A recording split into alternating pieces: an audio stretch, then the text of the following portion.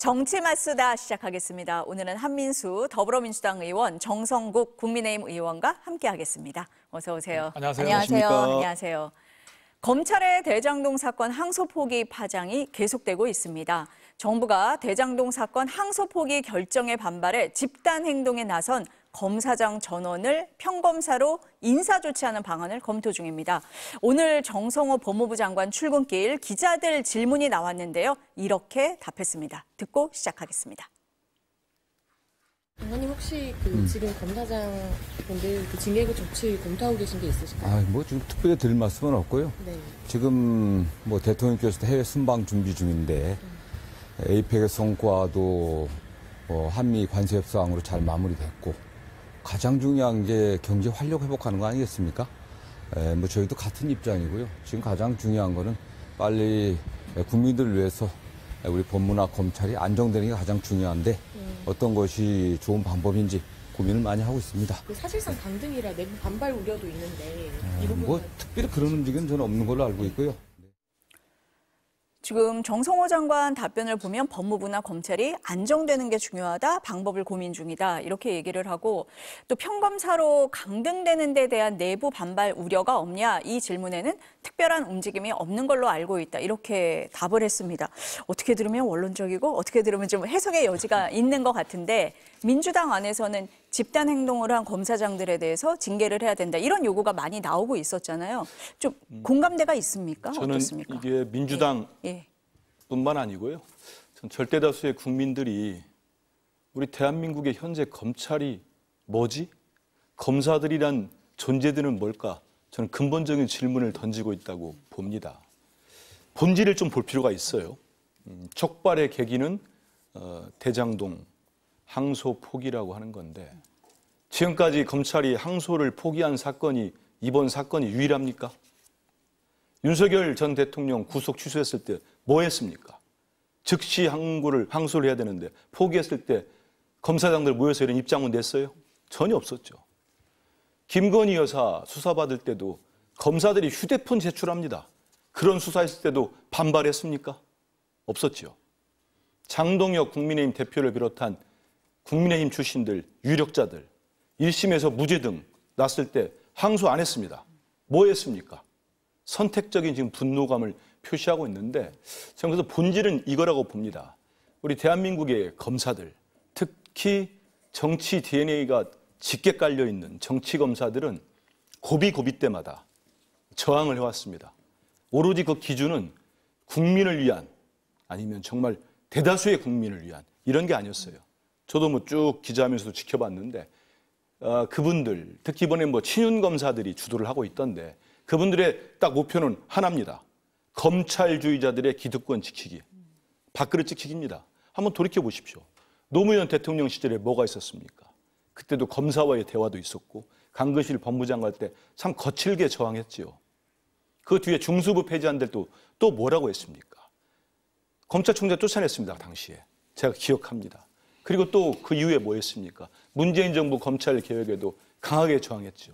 그런데 이번에는 잘못 선택했습니다. 이재명 정부는 물러서지 않습니다. 이분들이 이렇게 우리가 모여가지고 하면은 주춤하거나 저는 결국은 본질은 지금 검찰 개혁을 자초시키거나 멈추게 하거나 아니면 본인들 뜻대로 내용을 좀 바꾸거나 하려고 이번 건을 고리 삼아서 어떠한 명분도 없어요. 본인들이 구형한 것보다 주범들은 더 형량을 받았습니다. 그리고 좀 이따 얘기하겠습니다마는 엉터리로 계산해 놓은 게 부지기수입니다. 그런 식으로 해놓고 자기들이 1심에서 법원도 구형도 세게 하지 않았습니까? 선고도. 그런 걸 놓고 당연히 내부에서 항소를 결정해서 포기한 건데 이게 마치 지금 국민의힘 일부 세력과 결탁을 했다고 저는 봅니다. 하면서 저항하는 거죠. 첫째는 검찰개혁을 무산시키거나 좀 방향을 틀어버리는 목적이 있고 더 본질적으로 가면은 결국은 검찰개혁을 강하게 추진하고 있는 이재명 대통령과 이재명 정부를 흔들어 보겠다는 정치적 계산이 있다고 봅니다. 그리고 야당 입장에서는 거기에 또 올라타가지고 같이 흔들고 있는데요. 이번은 달라요. 역대는 여러 차례 성공한 듯하기도 하고 많이 좌초도 시켰습니다. 하지만 지금은 절대 그렇지 않고요. 그런 점에서 말씀하신 대로 이번에 18명이었습니까? 검사장들 지난 10일 날 입장문 내고 그랬는데 그 뒤에는 뭐 조용한 것 같습니다. 장관 말씀대로. 한번 입장 내보십시오. 거기에 따른 책임을 반드시 지우겠습니다. 검사도 대한민국 검사가 법 위에 있는 게 아닙니다. 치해법권 존재도 아니에요. 그들은 대한민국 행정부, 외청의 행정부 공무원일 뿐입니다. 왜 그 공무원들이 이렇게까지 반발을 합니까? 그건 자기들의 기득권과 함께 자기들은 특별한 존재다. 이런 것들이 깔려 있다고 봅니다. 그래서 이번에는 제대로 좀 이런 것들이 얼마나 우리 국민들에게 잘못된 행동을 하고 있는 건지 행위를 했으면 거기에 따른 책임을 져야 되지 않겠습니까? 그러니까 한 의원님 보시기에는 이번 이 사안의 본질이 이번 사건 하나에 대한 항소 포기가 아니다. 그럼. 항소 포기에 대한 반발이 아니다. 이 맥락을 볼 필요가 있다라는 말씀이십니다. 정 의원님 어떻게 보세요? 우리 뭐 한민수 의원님 말씀대로 검찰이 그동안 정의로 왔느냐, 검찰이 국민의 신뢰를 받았다고 생각하느냐 이렇게 질문하신다면 검찰도 돌아봐야 되겠죠, 그죠? 그런 부분은 분명히 있습니다. 그런데 이번 사안은 좀 다른 사안과 비교하기에는 사실은 많이 이례적이고 또 국민 정서와 많이 연결이 되어 있습니다.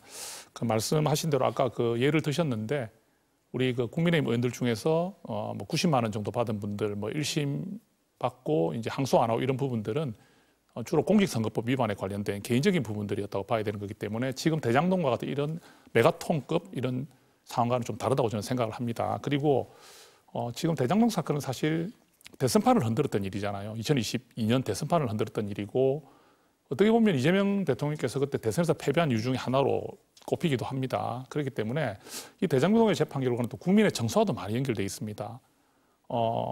대장동 그 악덕업자들에게 이렇게 수익이 가져갈 수 있도록 설계해 주는데 도와주느냐는 부분에 대해서 우리가 이재명 대통령을 지적을 하는 거잖아요. 그 부분은 이제 차치해서 나중에 우리가 재판을 받아 보더라도 일단 거기 악덕 민간업자들이 그 무수한 돈을 일단 그렇게 가져간다는 자체가 우리 국민 정서가 맞지 않고 정의 실현이 아니다. 그래서 저희들이 이렇게 분명히 짚을 수밖에 없는 거고요. 또 하나 더는 이 과정에서 항소가 될 것이 거의 기정사실화되었는데 서울중앙지검장까지 그때 결재가 있었고 불과 그 마지막 시한 한 몇 시간 전까지만 하더라도 항소가 될 거라 본 내용이 갑자기 뒤집히는 과정에서 위선의 지시가 있었지 않겠나는 의심은 저희들이 분명히 할 수가 있는 것이거든요. 그래서 그런 부분에 대해서 저희는 주장을 할 수 있다고 생각을 합니다. 또 지금 벌써 나중에 또 질문이 나오겠지만 김만배 지금 남욱 씨 같은 경우는 벌써 자기 그 추징되어 있는 거를 이제 돌려달라는 식으로 하고 있거든요. 그래서 더 지금 국민 정서를 자극을 하고 있습니다. 그런데 검사 징계 부분은요, 우리 오늘 정성호 법무부 장관이 표현이 좀 원칙적인 것 같은데도 좀 담고 있는 것 같아요. 뭐랬냐면 가장 중요한 것은 국민들을 위해서 법무부나 검찰이 안정되는 게 중요하다 이렇게 하셨어요. 저는 저 말씀의 느낌을 이렇게 18명의 그 검사장들을 무더기로 징계하거나 이렇게 좀 너무 강하게 몰아붙이는 것보다는 나름 좀 합리적인 그런 경고는 하면서도 또 너무 지나치다 또는 겁박이다 이런 형태의 이미지를 주는 것은 좀 부담스러움도 가지고 있지 않겠나 그런 생각도 좀 듭니다. 그래서 물론 뭐 결정은 또 법무부에서 판단을 알아서 하겠지만 저는 이 부분을 검찰 조직 안에서도 말은 나올 수 있잖아요. 왜 항소를 해야 되는 부분이고 이 부분은 국민 정서가 맞지 않고 저런 지금 김만배, 남욱 같은 분들이 수천억을 가져간다는 걸 용서할 수가 없다. 그리고 왜 그 이례적인 그런 결정이 내려졌느냐. 지도부가 밝혀라. 이런 정도 이야기는 할 수 있는 거 아닌가요? 저희는 당 안에서도 당 지도부가 잘못할 때 의원들이 지적하지 않습니까? 비판하기도 하고. 그렇게 바라본다면 그것을 무조건 항명했다는 식으로 해서 징계하겠다 이렇게 놔버리면 민주주의 사회라 생각하지 않거든요. 그래서 그런 부분에 대해서 법무부 장관도 고민을 하지 않겠나 저는 그렇게 생각을 합니다.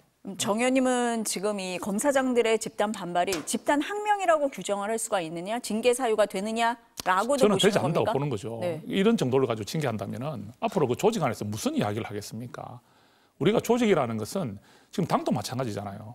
우리가 당 안에서도 건전한 비판이 있어야 된다 말을 하고, 그죠? 그런 부분을 봤을 때 이례적으로 있었던 항소 사건에 대해서 검찰 내부에서 이게 왜 지도부가 이게 대해서 왜 이런 판단을 했는지 불분명하니까 노만석 대행이 지금 퇴임하면서도 밝히지 않았거든요. 노만석 대행이 퇴임하면서 좀 이 과정을 설명할 줄 알았는데 사실은 설명하지 않았습니다. 그렇기 때문에 더 궁금증은 생기는 것이고 그래서 저는 법무부에서도 이런 부분에서 고민을 하지 않겠나 이렇게 봅니다. 그러니까 사유에 대해서 설명을 하라라는 얘기지 이걸 집단 항명으로 보기에는 좀 과한 부분이 있다라고 보시는 그렇게 겁니까? 느껴요. 어떻습니까, 예, 예. 한 의원님? 내부적으로 네. 본인들끼리 모여가지고 설명을 요구하고 하고 하는 절차는 내부적으로 할 얘기입니다. 정당의 예를 드셨는데 정당은 이 정부 공무원 조직과는 다르죠. 정권획득을 목표로 하는 정치 결사체 아니겠습니까? 정당에서는 자유로운 의견 결정도 하고 또 거기에 속해져 있는 구성원들 중에 국회의원이라고 한다면 개개인이 또 헌법기관 아니겠습니까? 그런 자유로운 의견 개진이 보장되어 있습니다. 물론 정당에서도 어떤 당론 결정 과정이 있지 않습니까? 그 결정을 했는데 거기에 대해서 결정 과정에서 이의를 제기하는데 그렇지 않고 결정됐는데 그걸 따르지 않겠다고 하면은 어느 정당이든지 거기에 대한 또 책임을 따져보기도 합니다. 정당마저도. 하지만 검사들은 아까도 말씀드린 대로 국가 공무원입니다. 이번 같은 행위는 국가공무원법 66조 집단행동을 금지하는 조항에 저는 정면으로 위배된다고 봅니다. 제가 말씀드린 것처럼 그럼 검사장들 18명이 왜 이랬을까? 저는 근본적 문제 제기를 할 수밖에 없어요. 검찰개혁에 대한 저는 집단적 저항이라고 보고요. 그거를 고리 삼아서 자극적인 용어를 쓰는 거죠. 본인들의 무능과 1심 재판부에서 저는 검찰이 제기했던 좀 이따 얘기하겠습니다. 그 수천억 원 별 근거도 없습니다. 거기에 대해 재판부가 받아들이지 않았어요. 그럼 거기에 대한 반성과 본인들의 잘못에 대한 인정이 우선이 되는 거 아니겠습니까? 근데 정치적 세력과 정치 세력과 결탁해가지고 이걸 국민들을 호도합니다. 아주 자극적인 선동을 합니다. 범죄자들이 수천억 원을 가져간다. 이걸 못 찾아낸다. 꼼꼼히 따져볼까요? 전혀 그렇지 않습니다. 그리고 또 하나 짚고 싶은 거는 이 대장동 문제. 우리 대통령님뿐만 아니고 저 개인도 그렇고 우리 민주당도 그렇고 지지난 대선 때 많이 시달렸습니다. 근데 결과가 어떻습니까? 1차 대장동 수사팀 이번에 뭐라고 했습니까? 선택적인 문제 제기라고 이건 전체 대장동 수사팀의 의견이 아니라고 했습니다. 기억나시지 않습니까? 강수 포기에 대해서. 지금 2차 수사팀 그 강백신 부장검사라고 하는 많은 의혹을 갖고 있습니다. 조작 기소, 진술 왜곡, 녹취록 조작 이런 의혹들이 저는 이거 밝혀져야 된다고 봅니다. 수사가 반드시 필요합니다. 저들이 밝힐 겁니다. 여기에 대해서 해당됐다고 하는 사람들이 의혹을 받고 있는 사람들이 집단으로 모여서 이런 분위기를 만들고 있는 거예요. 그러면 왜 그럴까? 한번 따져볼 필요가 있지 않겠습니까? 그러면 실제로 본인들에게 유리한 진술을 했던 대장동 주범들 지금 상당히 형량을 무겁게 받았어요. 그자들도 진술을 번복할 가능성이 있다고 봅니다.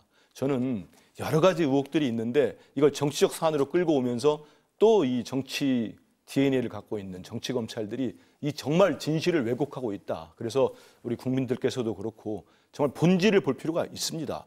정말 그렇다면 3년 내내 윤석열 정권이 탄생해서 망할 때까지 3년 내내 하루도 빼지 않고 수사를 한 게 이재명 대통령이었습니다. 대표였어요. 그 400차례의 압수수색을 했습니다. 그리고 대장동의 그분 무슨 저수지 400 몇 억이었습니까? 28억 원이요? 이번 1심에서 드러나지 않았습니까? 그분이 이재명 성남시장과는 전혀 관계없다는 게. 그런데 더 이상 그래서 지금까지 검찰이 윤석열 검찰이 이 수많은 수사를 통해서 이재명 성남시장이나 경기지사나 단 하나라도 연루됐다거나 단 한 푼이라도 들어갔다거나 밝힌 게 있습니까? 그건 정치 수사죠. 윤석열 전 대통령이 얘기한 것처럼 이건 정치 보복입니다. 그러면 이제 바로잡아야 되지 않겠습니까? 바로잡는 과정에서 지금 저항을 하고 있는 건데요. 이거는 저희들이 국민과 함께 돌파하겠습니다. 그리고 저는 공무원들이 맞지 않아요. 저희들 그래서 이번에 법안도 검찰청 검사징계법인가요? 검찰징계법 폐지하는 것도 저희들이 준비하고 있고 검찰청법 개정도 하려고 하는데 이제 검사들도 공무원입니다. 왜 군인과 경찰, 일반 공무원 모두가 파면될 수 있는데 검사만 달라야 됩니까? 대한민국 검사가 왜 그렇습니까? 저는 여기에 대한 근본적인 질문을 던지고 싶고 여기에 대해서는 우리 국민들이 다 동의한다고 보고 있습니다. 한 의원님이 지금 두 가지를 말씀을 하셔서 제가 나눠서 좀 여쭤볼게요. 한 가지는 검사도 공무원이다. 그러니까 그 공무원법 66조에 따라서 집단 행위가 금지돼 있다. 그러니까 수사와 감찰을 할 수 있다라는 게 한 가지가 있는 거고 또 하나 지금 민주당이 발의한 검사도 일반 공무원처럼 파면할 수 있어야 한다. 두 가지입니다. 어떻습니까? 지금 이게 제가 66조를 한번 읽어보겠습니다. 공무원은 노동운동이나 그 밖의 공무의 일을 위한 집단의 행위를 하여서는 아니 된다. 이게 과연 검사들의 이런 이의 제기가 집단 행위인가에 대한 판단이 필요합니다. 그죠? 지금 말씀하실 때 이재명 대통령이 대장동 사건에 기소가 돼 있는 부분은 이제 법원에서 판단을 할 거기 때문에 그 부분은 우리가 무죄 유죄라는 재판을 봐야 되는 것이라 보고요. 저희는 의심할 수밖에 없는 부분.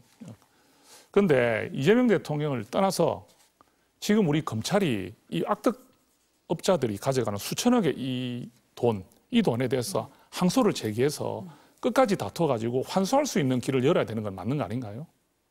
그죠? 지금 이 부분은 항소를 포기함으로 인해서 이 악덕업자들이 이 돈을 다 가져가게 되었습니다. 사실상 그 7,800억 중에 473억 외에는 법원에서 지금 추정하기 어렵다고 돼 있어요. 그리고 자꾸 민사를 이야기하시는데 그 1심 재판부도 뭐라고 이야기했냐면요. 형사재판 결과가 모두 확정된 이후에 민사로 피해 회복을 도모하기는 현실적으로 곤란하다고 1심 재판부가 이야기를 했습니다. 그러면 민사도 사실상 어렵다고 봐야 됩니다. 그러면 저 악덕업자들이 저렇게 수천억의 돈을 가져가서 몇 년 감옥을 갔다 나오고 나면 재벌이 되는데 저 부분에 대해서 검찰이 항소해서 끝까지 다퉈서 그걸 환수해야 된다는 데 대해서 누가 이의를 제기하겠습니까? 그 부분을 왜 검찰이 직무유기를 했냐는 거예요. 그것을 지도부가 왜 결단을 내리지 않고 꼬리를 내렸냐는 겁니다. 그것을 이재명 대통령이 기소돼서 재판되고 하는 그건 다 그 차후의 문제입니다. 그죠? 그래서 저는 이 부분에 대해서는 지금 굉장히 국민들도 지금 뭐 여론조사를 언급하지는 않겠습니다. 국민들 중에서도 우리가 말하는 무당층이라든지 중도층에 있는 분들조차도 지금 이 항소 포기가 잘못됐다는 것을 많이 높다는 것은 분명히 나와 있고요. 그다음에 검사징계법 같은 경우도 지금 공무원들 같은 경우는 단계가 있죠. 그죠? 가장 강한 게 파면입니다. 강등, 해임 뭐 이런 식으로 되어 있습니다. 그런데 검사는 파면을 할 수 없도록 되어 있죠. 그죠? 파면을. 이걸 파면을 가능하도록 하겠다는 거 아니겠습니까?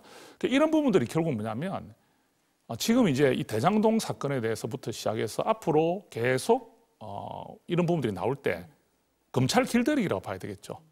예. 지금 입법권과 행정권 모두 우리가 가지고 있는데 검찰 너도 자꾸 이렇게 하지 마라. 이렇게 들릴 수밖에 없는 거거든요. 제일 무서운 게 자신의 어떤 신변을 가지고 협박하는 거잖아요. 그렇게 느낄 수밖에 없는 거거든요. 그래서 지금 이렇게 우리가 항소를 하지 않은 데서 이의제기하는 부분 또 국민들의 그런 어떤 많은 정서들 그리고 검찰이 거기에 대해서 이의제기를 하는 부분을 이렇게 징계를 하겠다. 또는 이런 식으로 밀어붙이는 부분들에 대해서 과연 국민들이 어떻게 받아들일지 우리는 지켜봐야 될 것 같습니다. 범죄 수익 환수 말씀을 하셔서 먼저 여쭤봐야 될 것 같기는 합니다. 그러니까 국민의힘에서는 항소 포기에 대해서 검사들이 반발할 수밖에 없는 건 이 범죄 수익을 환수 못하는 이런 국민들이 바라보는 정서가 있다라고 계속 말씀을 하셔서 범죄 수익에 대해서도 사실은 조금 시각이 다르기는 하거든요. 어떻습니까? 시각이 다른 게 아니고요. 지금의 2차 재판 그 검찰 수사팀 1차가 있었고 2차 수사팀이 그렇죠. 있었죠. 2차 수사팀은 이제 윤석열 정권 들어서가지고 이제 본격적으로 대장동 수사를 한 그 팀입니다. 이른바 우리가 친윤 검사들로 불리는 정치 검사들 주축의 수사팀입니다. 저는 검찰이 전체 추징금, 그 범죄 수익 아니겠습니까? 7,866억 원을 추정을 해서 내놓았고 지금 국힘당의 지도부가 집회나 이런 데 가서 회의 때 주장하는 그 7,800억 원을 수익 못한다고 주장하는 게 이 액수입니다. 검찰의 주장을 그냥 액면 그대로 가감 없이 그대로 차용해서 주장을 하는 겁니다. 전 여기에서 분명히 말씀드리는데 저기 화면에 나오고 있는 대장동 주범들 저 개인적으로도 정말 증오합니다. 저자들 몇 명 때문에 대한민국이 얼마나 힘들었고 우리 정 의원님한테는 좀 미안합니다만 윤석열 같은 괴물 정권이 나왔다고 봅니다. 저자들 얼마나 해악을 끼쳤습니까? 그러면 7,866억 원을 범죄 수익이라고 주장하는 윤석열 검찰 수사팀의 주장대로 한다면 그러면 이재명 성남시장이 대법원으로부터 확정받은 5,500억 원의 공공이익 환수는 어디서 걷어낸 겁니까? 저는 지금도 말씀드리지만 저 대장동 주범들을 제가 옹호할 생각이 정말 1도 없습니다. 저자들은 죄은 죄만큼 분명히 처벌을 받고 추징돼야 됩니다. 단 한 푼도 가져가면 안 돼요. 그건 우리 국민들 뜻입니다. 하지만 이번 수사팀이 내놓은 7,800억 중에는 저도 깜짝 놀랐어요. 이 사람들 주장을 쭉 일목요연하게 정리한 언론사 표를 보면은 대장동 택지 분양 수익이 4천억이 넘고요. 아파트 분양 수익도 3,690억 원을 잡았습니다. 만약 이대로 한다면 요즘 건설업계에서 언론사들 통해서 내놓는 입장이 있지 않습니까? 이렇게 하면 누가 아파트 분양 사업을 하겠느냐? 아파트를 짓겠느냐? 토지를 누가 가서 토지 정리 사업을 하겠느냐? 이런 불만 소리가 나오는 거예요. 그러다 보니 1심 재판부가 인정한 범죄 수익이 얼마인지 아십니까? 1,128억 원입니다. 7,866억 원이 아니에요. 이 중에 이번에 476억 원입니까? 473억 원. 473억 원을 환수를 한 거고요. 나머지 되지 않은 거에 대해서는 피해자가 성남시 아닙니까? 그러면 성남도시개발공사지요. 거기에서 지금 소송을 준비하고 있고 소송을 이미 내지 않았습니까? 단 한 푼이라도 가져가면 안 되죠, 범죄 수익은. 하지만 검찰이 입증하지 못했어요. 대법원 우리 판례도 있습니다. 추징금, 범죄 수익은 검찰이, 수사기관이 정밀하게 입증하도록 돼 있습니다. 근데 이번에 입증을 하지 못해놓고 이 많은 액수를 걸어놓고 이게 나오지 않았으니까 이 항소 포기로 저자들이 모두 가져간다. 이 논리가 과연 맞는가? 저는 지금이라도 수사기관뿐만 아니고 성남도시개발공사도 그렇고 저 사람들은 범죄자들이 가져갈 돈은 한 푼도 있으면 안 됩니다. 하지만 수사기관이, 검찰이 했다면 보다 정밀하게 해서 거기에 따른 소명을 했다면 1심 재판부가 그렇게 했겠습니까? 이런 부분들에 대한 말씀을 드리고 싶은 겁니다. 간단하게 말씀드리면 저희 국민의힘에서 주장하는 부분은 이 업자들이 여하튼 이재명 대통령과 같이 성남시에 있을 때, 성남시장에 있을 때 대장동 개발을 같이 설계하는 데 관여가 됐잖아요. 이재명 대통령도 성남 대장동은 내가 설계했다는 말도 직접 하신 적이 있습니다. 그렇다면 이 사람들이, 이 악덕업자들이 어떤 진술을 하고 어떤 태도를 보이느냐가 이재명 대통령에 영향이 있을 수밖에 없다고 판단하기 때문에 우리는 바라볼 때 이렇게 이례적으로 항소 포기가 진행되고 급박하게 진행된 부분은 대통령실이나 법무부 장관의 그런 특히 대통령실에 외압이 있었다 또는 지시가 있었어서 합리적 의심을 할 수밖에 없는 거예요. 안 그러면 이렇게 이례적으로 국민 정서 맞지 않고 우리 한미소 의원님 말씀하신 대로 악덕자들이 10원도 가져면 안 된다는 마음이 있는데도 불구하고 검찰이 다투지 않고 항소를 포기한 부분은 뭔가 우리가 이해할 수 없는, 우리가 알 수 없는 그런 무슨 이유가 있었을 것이다. 그러면 추정해 본다면 아무래도 이재명 대통령과 연관이 돼 있고 이재명 대통령이 기소가 돼 있기 때문에 이 사람들의 앞으로의 어떤 움직임이나 행동들이 대통령에게 어떤 영향을 미치느냐에 대한 우려를 할 수밖에 없기 때문에 정성호 법무부 장관이 그런 어려운 이제 처리를 했을 것이다. 이렇게 저희들이 주장하는 것은 저는 틀린 주장이라고 생각하지 않습니다. 그래서 이 부분이 지금 저는 이게 하루 이틀 만에 끝나리라 생각하지 않습니다. 이 부분은 왜 앞으로 항소가 진행되면 저 악덕업자들의 말들만 나오게 되고 검찰은 지금 반박을 할 수가 없는 상황이 돼버렸죠. 그죠? 그리고 지금 남욱 같은 이런 일, 자기 500억을 동결하면서 풀어달라는 일이 벌써 벌어지고 있습니다. 이런 걸 바라보는 국민들의 마음은 어떨까요? 국민들은 그 국가에서 주는 55만 원의 민생지원금 하나를 받는 것조차도 정말 기다리는 이런 국민들의 마음인데 이런 잘못된 나쁜 사람들이 몇백억의 돈을 가져간다? 이거는 정서적으로 용서가 안 되잖아요. 예. 그래서 저희 국민의힘은 이렇게 주장하고 있다고 말씀드리겠습니다. 국민의힘이 지금 정 의원님 말씀하신 것처럼 이런 주장을 했습니다. 오늘 대통령실 앞에서 대장동 사건 항소 포기 외압의 진상을 규명해야 한다 라면서 국정조사를 촉구하는 기자회견을 했는데요. 발언 잠깐 보시겠습니다. 김만배 항소 포기 이재명이 몸통이다. 몸통이다. 몸통이다. 몸통이다. 항소 외압 범죄 비호 정성호는 사퇴하라. 사퇴하라. 사퇴하라. 사퇴하라. 대장동 항소 포기 국정조사 실시하라. 실시하라. 실시하라. 실시하라. 범죄 수익 7,800억 반드시 몰수하자. 몰수하자. 몰수하자. 몰수하자. 이 외압이라는 게 지금 정 의원님 말씀하신 대통령실이나 법무부와의 교감이 있었다. 이렇게 보시는 겁니까? 예, 저는 이걸 이렇게 좀 나눴으면 좋겠어요. 이 악덕업자들에게 돈이 이렇게 가는 것은 지금 한미소 의원님도 그렇게 분개하셨습니다. 이건 아니다. 그런데 이 부분을 외압이나 이런 게 아니었다고 말씀하시는 거잖아요. 대통령실은 그런 걸 했을 리가 없고, 그죠? 그리고 이런 항소를 이렇게 포기하는 경우들이 있었다. 사례들이 그렇게 말씀하시는데 저희들이 바라보는 그 방법에서는 이게 제일 먼저 제기한 게 어떤 언론에서 보도가 나오자마자 한동훈 전 대표가 즉각적으로 여기에 대해서 이의제기를 하면서 항소장을 내라 이랬는데 그 대기하고 있던 그 검찰이 내지 못하고 그래서 한동훈 전 대표가 검찰은 자살했다 이렇게 표현하면서 이게 이슈가 된 겁니다. 됐는데 이게 그 무죄가 나오는 사안들이 있을 때는요 항소를 하게 돼 있습니다. 그리고요 그 지금 5명 중에 2명이 뭐 형량보다 더 높게 나왔기 때문에 안 했다는데 5명 중에 2명만 그렇게 사례가 됩니다. 5명 모두 다 그래 나온 게 아니에요. 그러면 정성호 법무부 장관이 말하는 부분도 완전한 설명이 되지가 않습니다. 예, 그리고 표현을 할 때 그렇게 했지 않습니까? 신중히 검토해라. 근데 정성호 장관께서도 신중히 검토라는 말을 그렇게 오해할 수는 있겠네라는 그런 듯한 발언을 또 하셨어요.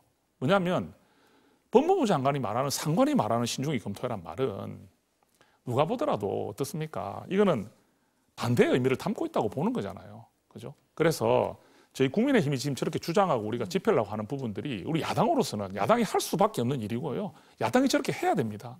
그래야 야당이 존재하는 것이고. 그죠? 국민의 마음을 헤아려서 국민의 정서를 읽고 정부를 향해서 강력한 비판을 하는 것, 이건 야당이 해야 될 역할 아닙니까? 저는 그렇게 봅니다. 어떻습니까? 지금 국민의힘의 주장. 오늘 예. 대통령께서 예. 중요한 외교 일정을 소화하기 위해서 오늘 출국을 했습니다. UAE를 비롯한 중동 국가를 가고 남아공에 가서 G20 정상회의에 갑니다.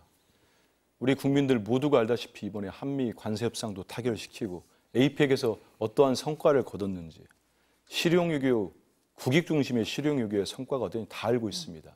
그런데 제1야당의 대표라는 분이 장동혁 대표가 1호기를 타고 먹튀를 했다는 표현을 썼습니다. 정신을 못 차리고 있구나. 이분들이 지난해 4월 총선에 있어서 이어서 올해 6.3 대선에서도 참패를 당했는데 이렇게 가면 내년 지방선거까지도 크게 한번 져봐야 그때 가서나 정신 차리지 않을까? 그때도 못 차릴 수 있겠다. 장동혁 대표는 이런 식의 말을 하고 행보를 보이면 정치판에서 이제 제가 볼 일이 많이 안 남은 것 같아요. 그게 말입니까? 뭐가 나왔습니까? 이재명 대통령 그렇게 수사해서 윤석열 전 대통령이 정적 제거하려고 이재명 죽이려고 그렇게 했는데 뭐가 나왔어요? 저는 뭐 한동훈 전 대표 말씀하시는데 한정훈 대표도 그렇게 크게 자유로운 분은 아니라고 봅니다. 당시에 법무부 장관 아니었습니까? 검찰을 뭐 지휘까지는 하지 않았더라도 법무부 장관으로서 이 수사를 어떻게 돼가는지 다 봤을 겁니다. 그리고 정설처럼 드러나 있는 게 그런 거 아닙니까? 그렇게 검찰 시켜서 이재명 잡으라고 했는데 결국 혐의가 입증이 안 되니까 영장이 기각되기까지 했습니다. 그렇지 않습니까? 그런 거 보면서 윤석열 전 대통령이 한동훈 전 대표에 대해서 그리 분노를 했다, 또 격노했다는 거 아닙니까? 그런 일들이 있었기 때문에 한동훈 전 대표도 저는 뭐 검찰이 죽었다, 뭐 자살했다 이런 표현 쓰면서 본인은 아무 책임이 없는 것처럼 하는 것도 좀 당당해 보이진 않는다 이런 말씀 드리고 저는 야당이 뭐 정치 공세 뭐 할 수도 있습니다. 하지만 진짜 우리 국민들이 원하는 게 뭔지를 좀 알았으면 좋겠어요. 민생 챙겨달라, 야당도 좀 변해달라, 윤어게인 세력과 단절해달라 하는데 이게 마치 엄청난 것처럼 아니, 이거 다 사실을 왜곡하고 있는 거 아닙니까? 제가 앞서서 설명해 드린 것처럼. 이게 어떻게 이재명 대통령이 뭘 먹고 튑니까? 무슨 관계가 있는 거예요? 저는 대통령에 대한 명예를 크게 훼손하는 것뿐만 아니고 저렇게 모여가서 저렇게 한다고 해서 뭐가 달라지고 있습니까? 당 상황이 좋아지고 있습니까? 저당의 지지율이 오르고 있습니까? 그래서 좀 이제 국민의힘도 좀 정신을 차리면 좋겠다는 말씀 드리고 제가 말씀드린 것처럼 이 사안이 아주 선동적인 용어를 계속 쓰는 겁니다. 그래서 국민들을 호도하고 저기 나오는 사람들 모두 그렇게 지금 주장하고 있는 거 아닙니까? 근데 제가 일전에 그런 얘기를 했었어요. 우리 대통령님 대표 시절에 그 사법 리스크라는 이른바 프레임을 씌워서 그렇게 많은 공격을 할 때 제가 아마 우리 방송에서도 얘기한 것 같아요. 포연이 짙지만 그거 다 거치고 나면 진실이 드러나게 돼 있다. 이런 얘기를 많이 합니다. 이번 대장동 항소를 포기한 검찰, 저는 만약에 여기에 국민의힘이나 일부 보수 언론이 주장하는 것처럼 만약 외압설이 있었다면 드러나지 않았을까요? 지난 10일입니다. 검사당 18명이 성명 낸 게. 오늘이 며칠입니까? 17일 아닙니까? 일주일이 넘었어요. 만약에 외압설에 실체가 있다면 그들이 가만히 있었겠습니까? 그 검찰주의자들이 검찰 기득권 지키겠다고 어떻게든지 현 정부를 흔들어내려는 세력들이 가만히 있었겠어요? 국민의힘 제보를 했거나 본인들이 나와서 성명 발표했을 겁니다. 실체가 없는 거예요. 만들려고 하다 보니까 안 되는 거 아닙니까? 그래서 이런 허위 사실 가지고 대한민국을 어렵게 하거나 국민들 호도하는 세력이나 그런 검사들에 대해서는 저는 이번에 일벌백계를 해야 된다고 봅니다. 어제 이재명 대통령이 SNS에 올린 글이 있습니다. 어떤 내용이냐면 신상 필벌은 조직 운영의 기본 중의 기본이다. 내란 극복도 적극 행정, 권장도 모두 해야 할 일이다. 이렇게 밝혔습니다. 정부가 공무원의 12.3 비상계엄 가담 이력을 조사하겠다면서 TF를 구성한 데 대해서 야당 비판이 나오자 직접 반박을 한 겁니다. 국민의힘에서는 공포정치다, 공무원 불법 사찰이다 이렇게 비판을 했는데 먼저 들어보시겠습니다. 공무원 불법 사찰을 신상 필벌이라고 부르라고 합니다. 이 대통령이 언급한 헌법 파괴 내란몰이 TF와 공직사회 활력 제고 방안은 완전히 다른 사안입니다. 공무원의 PC와 핸드폰을 마구잡이로 파헤치고 제보센터를 만들어서 동료 직원 고발을 수집하는 것은 북한에서나 목도할 법한 불법적 공무원 사찰입니다. 정부에 다시 한번 요구합니다. 공무원의 핸드폰을 그렇게 들여다보려면 맨 먼저 최고위 공무원인 이재명 대통령의 핸드폰부터 파헤쳐 보기를 바랍니다. 먼저 정 의원님께 여쭤볼까요? 이 사안은? 네. 사실 계엄 났을 때 우리 과연 이 계엄을 인지한 사람이 몇 명이 될까를 생각해 본다면은 우리 국민의힘의 의원들조차 대부분 다 몰랐지 않습니까? 그건 다 인정하시잖아요. 몇몇 어떤 군 장성들이라든지 윤석열 전 대통령과 함께 이렇게 논의했던 그런 핵심 인사들 정도지. 그리고 이 계엄이 나고 나서 그때 밤 10시 좀 30분 정도에 뭐 이렇게 되면서 다음날 새벽 4시까지 거의 시간이 한 6시간 정도에서 계엄이 끝났어요. 이런 상황에서 또 그 시간에 미리 잔 사람들은 그냥 자고 났으니까 계엄이 끝난 상황이 돼버렸죠. 그런데 그 계엄을 지휘하고 계획하고 실행했던 사람들이 과연 어느 정도의 숫자였을까?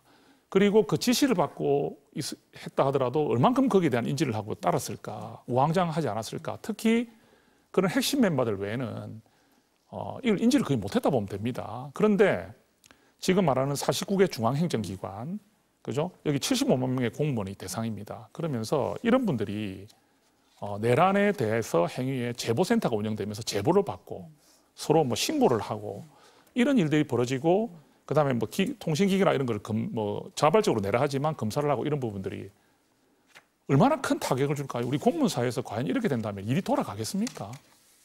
지금 어떻게 보면은 핵심적인 분들은 지금 다 조사가 되고 구속도 되고 기소도 되고 있습니다. 그러면 우리가 말하는 실질적으로 역량이 없는 분들이 대부분이거든요. 공무원 조직이. 이런 분들을 색출해내고 제보를 받고 하면서 해버리면 앞으로 이 기간 동안 또 어떤 일이 벌어지겠습니까? 공무원 사회가 더 흔들거리게 되고 또 서로 불신이 쌓이게 되고 또 내일 출근길이 무섭고 혹시 내한테 무슨 신고가 안 들어왔는데 일이 안 잡히는 거거든요. 이게 대통령이 말씀하시는 국정의 안정이고 국가의 발전이 아니거든요. 특히 저희들은 뭘 의심하고 있냐면 특검 기한이 아마 다음 달로만 대부분 종료가 되는 상황입니다. 그렇게 되면 지방선거까지 6개월 정도 남는데 지금 이 내란몰이를 계속하고자 하는 의도가 있다고 생각을 합니다. 이렇게까지 하면서 하는 걸 보면 아무래도 우리 국민의힘을 내란정당으로 몰고 위헌정당 해산까지 지금 이제 위협을 하고 있는데 이런 과정에서 특검에서 나오는 지금 결과들이 생각보다는 지금 이렇게 파괴력이 있는 게 아니라고 보고 있거든요. 그러면 이런 식으로 내란행위 제보센터를 통해서 이런 이슈를 계속 이끌어 나가면서 이 공무원 조직을 장악하고 이런 의도를 저희들이 의심 안 할 수가 없거든요. 그래서 아니 내란행위에 가담할 만한 대상 그런 의심이 될 만한 분들은 당연히 해야죠. 해서 법적 조치를 취해야죠. 그렇지만 전혀 무관하다고 누구나 인정할 수밖에 없는 분들에 대해서 그렇게 하는 것은 절대 바람직하지 않는 일이다. 그거는 대통령실에서도 또 이 일을 추진하는 분들도 꼭 이 부분은 기억했으면 좋겠습니다. 어떻습니까? 우리 이재명 대통령을 아는 분들은 신상 필벌은 우리 대통령님이 지금까지 정치를 하면서 가장 기본 중에 기본으로 삼은 원칙이라는 걸 다 알 겁니다. 저만 해도 당대변으로서 3년 넘게 옆에서 보좌를 하면서 숱하게 들었어요. 그게 맞지요. 그래서 성남시장으로 출발한 우리 대통령님이 지금의 저 자리까지 간 겁니다. 당연히 어느 조직이나 마찬가지입니다. 뭐 신문사, 방송사는 마찬가지 아니겠습니까? 특히 저는 공무원들을 국민의 세금으로 일하는 사람들은 정확해야 됩니다. 일 잘하는 사람들은 더 붙돋아 줘야죠. 하지만 잘못을 했고 죄를 지었으면 거기에 대한 책임을 지는 게 공직자의 기본적인 태도입니다. 그렇기 때문에 저는 대통령의 저런 말씀은 당연하고 올바른 말씀이라고 보고 있고요. 두 번째는 우리 정 의원님 말씀대로 당시 계엄 후 밤 때나 계엄이 진행되던 그 기간 동안에 정말 잠을 잤거나 아니면 난 이런 일에 못해.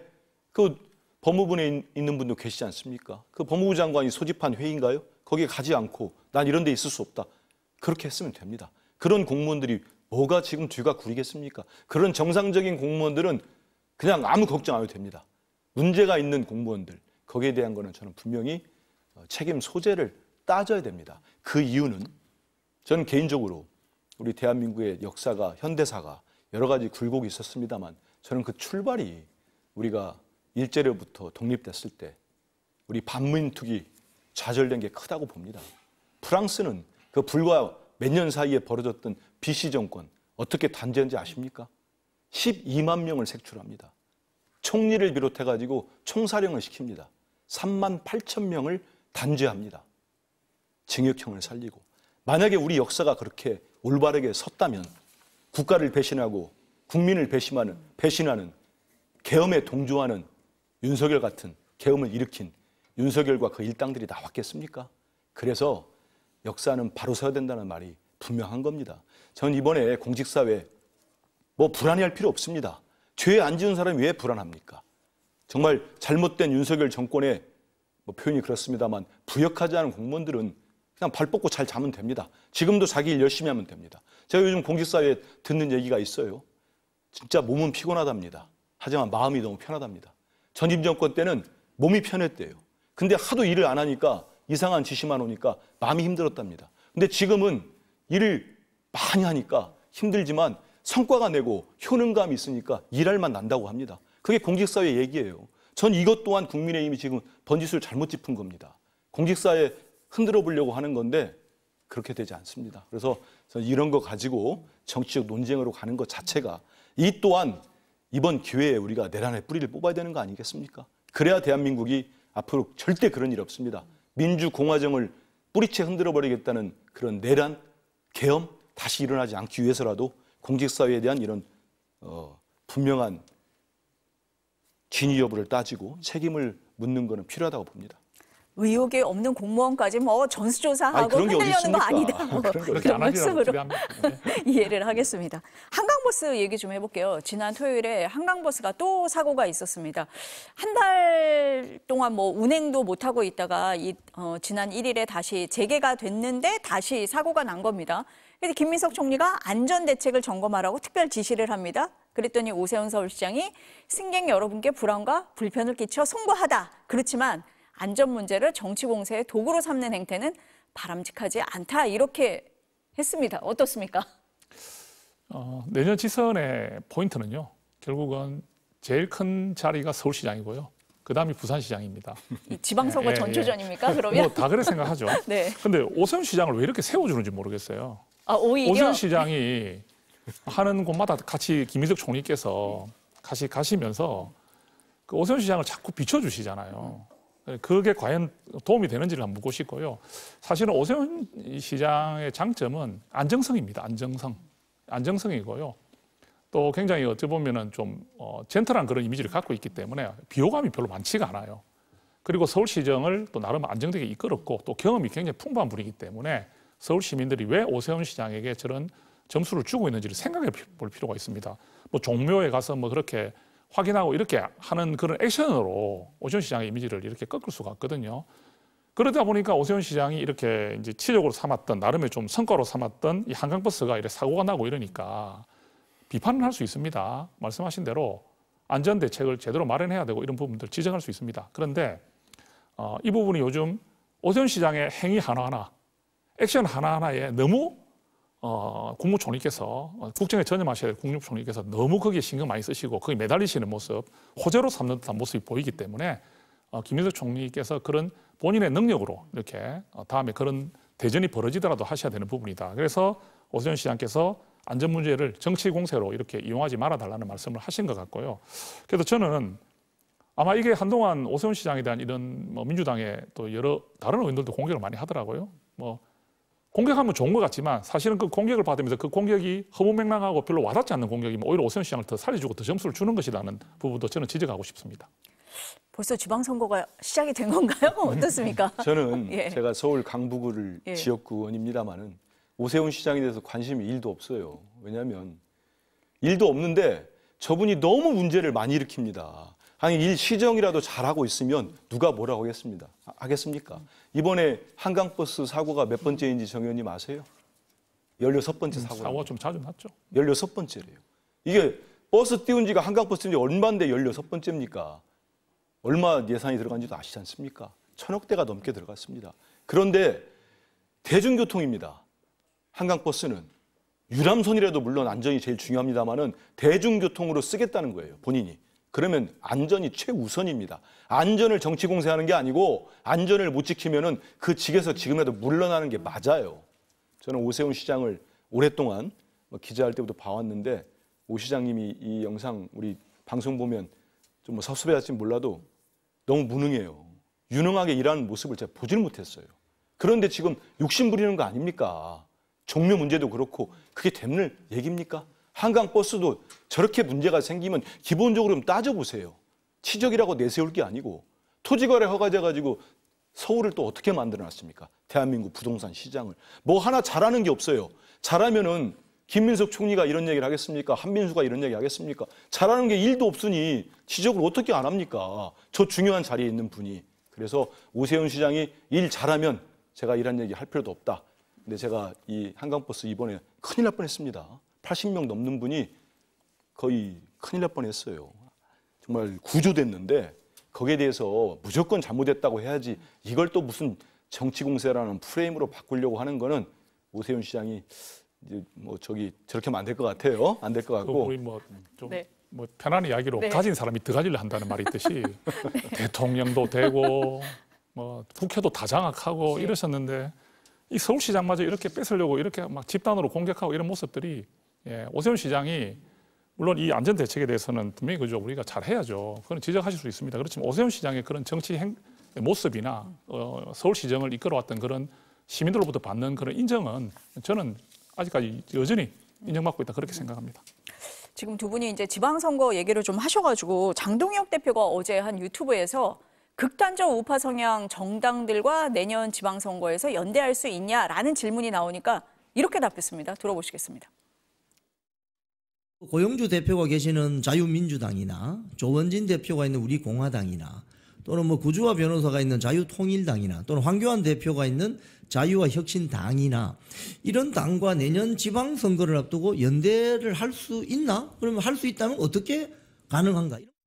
저는 그 깃발 아래 모일 수 있는 모든 우파들은 함께 모여서 이재명 정권이 가려고 하는 이 체제 전복 그리고 사회주의 체제로 가려고 하는 독재 체제로 가려고 하는 이것을 막기 위해서는 모두 다 함께 연대할 수 있어야 된다. 지난번에는 우리가 황교안이다라는 얘기를 해서 당 안팎에서 비난이 일었는데 어떻습니까? 당내에서는? 예. 그 취지는 이야기를 했습니다. 그때 어떻게 말씀하셨냐면 이렇게 체포되고 체포가 될 정도의 사안이 아니고 구속을 시킬 정도의 사안은 아닌데 무리하게 특검이 그렇게 하고 있다는 데 지적이었다. 이런 해명을 했는데 그 해명이 그럼 그때 집회할 때 그런 해명을 하셨으면 더 좋지 않았겠나. 그리고 그런 해명을 했지만 아직까지도 이런 비판 여론들이 좀 계속 남아있는 이유는 아무래도 그 우리가 황교안이라는 표현들이 너무 자극적이고 강했다는 뜻이겠죠. 지금 그 말씀하신 내용에 대해서도 저는 이렇게 말씀 좀 드리고 싶습니다. 한동훈 전 대표가 말씀하신 거 똑같습니다. 우리는 황교안이 아닙니다. 예. 국민의힘은 황교안이 아닙니다. 저는 그렇게 말씀드리겠습니다. 예. 근데 지금 더 나간 거 아니에요? 극우 정당들하고도 같이 연대를 할 수 그러니까 있다까지 뭐 나왔거든요. 황교안이 아니다는 표현은 다른 분 지금 언급하신 분들에 대해서도 포함하고 있다고 생각하시면 좋지 않을까요? 저는 그렇게 말씀을 드리겠습니다. 어떻습니까, 한 의원님? 다 지금 언급되는 세력이 공통점이 있습니다. 윤석열, 김건희 어게인 세력들입니다. 그리고 부정선거론자들이고 음모론자들. 그 세력과 제1야당 대표가 연대를 해서 내년 지방선거를 치르겠다는 얘기 아닙니까? 제가 뭐 다른 당에 있는 사람입니다만은 지금 국민의힘에 계시는 뭐 의원들뿐만 아니고 당원들도 저런 말씀 드리면 야 우리 당 망하는 길로 가는구나. 그냥 급행 급행열차 타듯이 망하는 길로 가는구나 이런 우려를 할 것 같아요. 저 세력들 잡고 어떻게 선거를 이기겠습니까? 제가 말씀드린 대로 윤어게인 세력, 부정선거 음모론자들, 대한민국을 인정하지 않는 사람들 이런 세력 아닙니까? 그 얼마나 되겠습니까? 전 그래서 장동혁 대표 저런 얘기들은 당내에서도 상당한 비판을 받을 수밖에 없다 이런 생각이 듭니다. 네, 두 분 말씀 오늘 여기까지 들어야 될 것 같은데요. 오늘 말씀 감사합니다. 고맙습니다. 감사합니다.